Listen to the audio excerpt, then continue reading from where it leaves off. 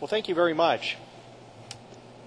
I'd like to share with you today one of my great interests, and when I talk about the continuum of prediabetes, I'm really talking about the syndrome of metabolic syndrome, and we'll expand that. But at the end of the day, I think that this may become one of the most important health problems that we face in America for the coming decade. And it's all related to obesity. Take a look at the trends that we've seen over the last 2 decades.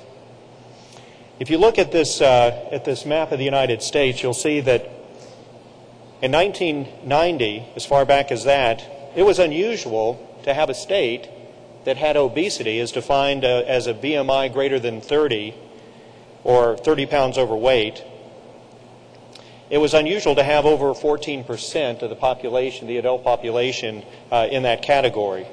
But now fast forward to 2009. Let's take a closer look. Here we are in 1990. And then progressing in the blue zone, 15 to 19% in that category of obesity. And here we are today. Keep an eye on Colorado. Colorado, our thinnest state, would have been one of the worst states in 1990. And look at where we are today. Many states with over 30% of their adult population who are in the obese category. This, I believe, is driving a lot of the problems that we're seeing with prediabetes and diabetes and heart disease. So if you look at this over the last, as far back as we have data for this, look at the trend that we see in terms of overweight individuals and obese individuals. And look at that inflection point that comes around the mid-70s. What in the world was happening then? 66% of the United States population is overweight or obese, and 1 out of 6 children are overweight.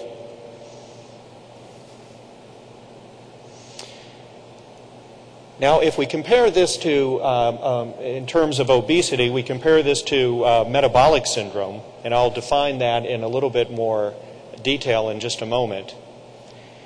We look at the age-adjusted prevalence of metabolic syndrome. Tracking with each decade of life, it's getting worse, such that if we have an age-adjusted prevalence of metabolic syndrome, it's about 35%. If we compare genders and races, we see a slightly different picture. In most cases, women have a little bit more higher prevalence of metabolic syndrome, but a marked difference in the African American population. Almost 50% difference between the prevalence of metabolic syndrome in women versus men. So what are the drivers of obesity? There's been a lot of suggestions of what it might be. The abundance of fast foods, and that sort of corresponds to our mid-1970s, late 1970s time frame. Supersized portions. I think many of you may have seen that documentary, Super Size Me. It had a profound effect on my teenagers. I don't know about yours, but it was very helpful. The abundance of processed foods that we face. The lack of time to prepare meals.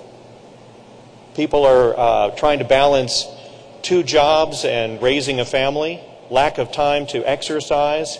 And it's just convenient. And it's inexpensive to eat at fast food places. And we think that that's probably driving a lot of this enormous change, this sea change, this tsunami of obesity coming our way. So what is the health impact of obesity?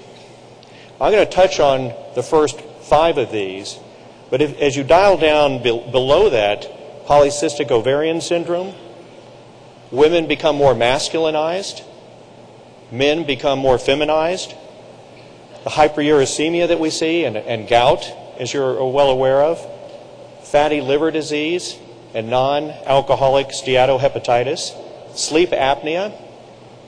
As a practicing cardiologist, when someone tells me that they're fatigued, sleep apnea is one of the first things that I think about.